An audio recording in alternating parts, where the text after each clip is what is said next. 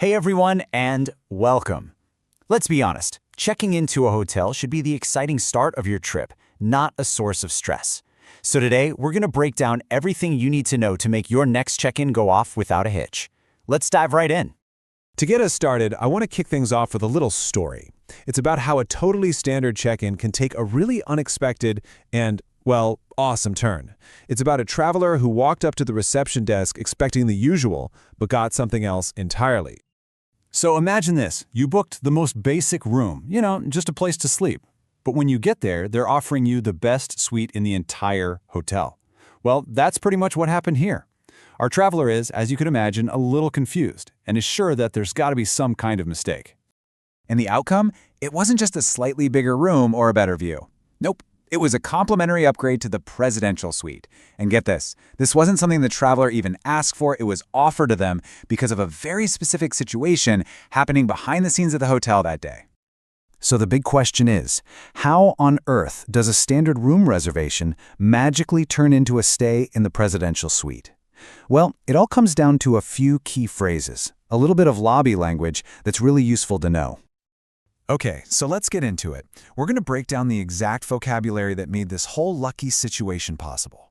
Because once you understand these terms, you can see how a potential problem can actually become a pretty fantastic opportunity. First up, you've got mix-up. It's a simple term. It just means there's been some kind of confusion or a misunderstanding. In our traveler's story, the hotel had a mix-up with their room assignments. And this shows that a mistake on their end isn't always a bad thing for you as the guest. And that mix-up usually happens for one big reason. The hotel was overbooked. Now, this is a really common practice. Hotels and airlines often sell more rooms or seats than they actually have, just because they're betting that a certain number of people won't show up. But when everyone does show up, well, that's a problem for them and a potential opportunity for you. And this isn't just something that happens at hotels. If you've ever been in an airport and heard them ask for volunteers to take a later flight, that's why. Airlines and even trains do the exact same thing. It's really useful travel knowledge to have in your back pocket. So, when a hotel is overbooked and that standard room you booked is suddenly gone, their solution is often a complimentary upgrade. The keyword here is complimentary, which is just a fancy way of saying free. They give you a much better, more expensive room without charging you a dime extra, all because the original problem was their fault. Okay, so our traveler in the story, they got lucky. But you don't have to just rely on luck. Let's talk about building a real strategy, a kind of playbook you can use every single time you check in to make the whole thing as smooth as possible. A smooth check-in really starts before you even leave your house. Have your booking confirmation either on your phone or printed out ready to go. Same with your photo ID. Know what kind of room you booked and what the check-in and check-out times are. And here's a great pro tip. If you know you're going to be really early or super late, just a quick call ahead can make a huge difference. All right, so you've arrived. You're at the desk. The first thing to do, just offer a simple, friendly greeting. A little smile goes a long way. Then, clearly state your reservation. Hi, I have a reservation under the name Easy. After that, just listen to what they tell you and don't ever be afraid to politely ask questions about things like breakfast times or Wi-Fi.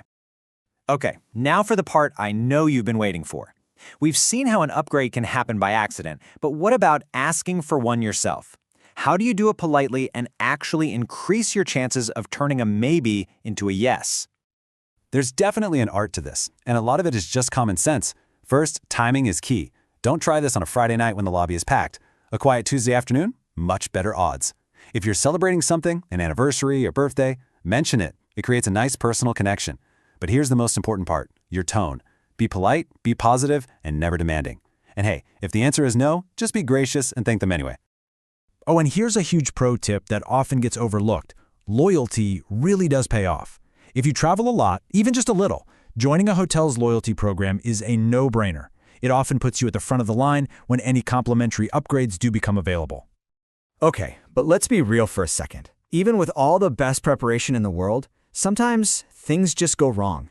The real secret isn't about pretending problems won't happen, it's about knowing how to handle them calmly and effectively when they do. So let's take a couple of really common scenarios. First, your room isn't ready on time. Instead of getting frustrated, just ask a simple, solution-focused question. Is there a place I can store my luggage while I wait? Or maybe there's an issue with the room itself. Again, stay calm. Approach the desk and say, "Could you help me resolve this or perhaps provide another room?" And really, it all comes down to this. Your attitude is everything.